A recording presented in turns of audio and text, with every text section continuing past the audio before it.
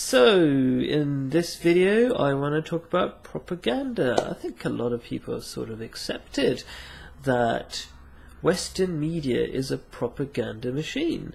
And I was just reminded of that yesterday when I saw some anti-Muslim propaganda, which is, as one person put it, the media's most hated religion.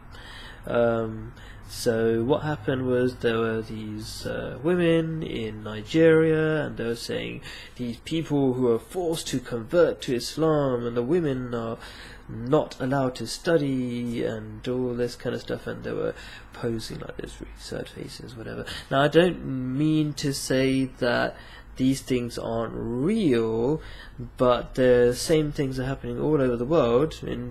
Well, maybe not the forced conversion, but they always try to give this idea that there are, especially they really like to pick on converts who do crazy stuff, like go to in Canada and shoot people or whatever, but they don't like to highlight the fact that they might be crazy, and they know next to nothing about Islam and all this kind of stuff. It's quite clearly propaganda.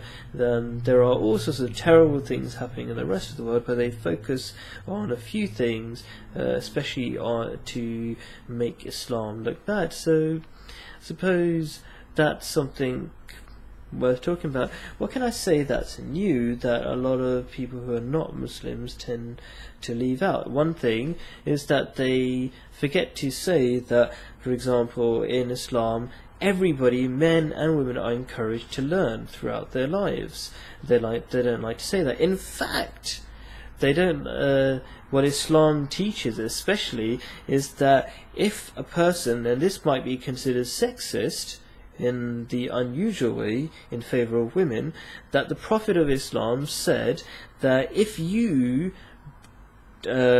educate your daughters, you will go to heaven. It's the exact opposite of what's said in the media. And the only reason why this rubbish can be given out in the media and people can possibly accept it is that people are so separated from each other in the West, and they're not allowed. It's kind of against the social rules, I forgot what they call that, it's against the social rules to talk about their faith and religion and important issues that affect your lives deep inside. And so, because people are not, it's not like a thing that people talk about. People talk about the weather and stuff that's not important, really. Because of that, the news is allowed to fill that gap and talk rubbish about different religions, especially about Islam, and people can believe it because they don't know any better. They don't know about the Muslims who are their own neighbours, and it's not entirely true, because hopefully the Muslims who are their neighbours they'll get a good impression about the Muslims who are their neighbours, and people are realising that, oh, my neighbours are really nice, and they're Muslims, and they don't blow themselves up, and they do take their children out and educate them. In fact, Muslim children tend to be very well educated, and they push their especially in London, they push their children even more than the typical Western person, because education and all this kind of stuff is really important to them.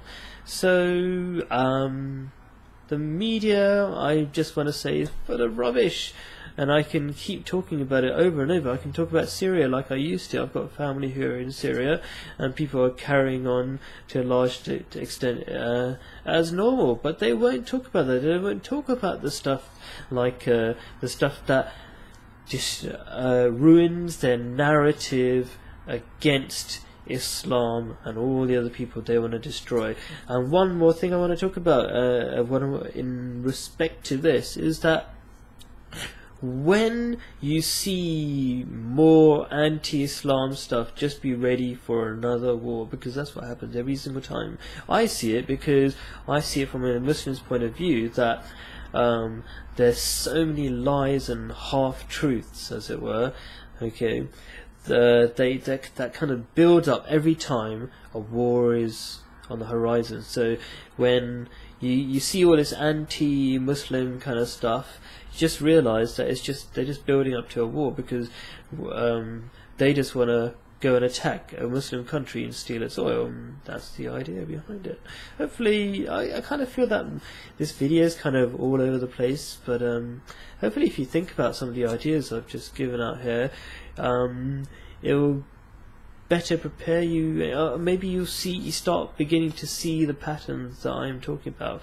More Muslim hate, get closer to a war, or war seems to happen shortly after that. So thank you for watching. Please subscribe, like the video if you do. It might all get more people to watch the video. But really importantly, I would like you to ask questions. I want you to realise that there are simple answers to the big problems, your questions, and the big problems of the world. Thank you for watching. Peace be upon you.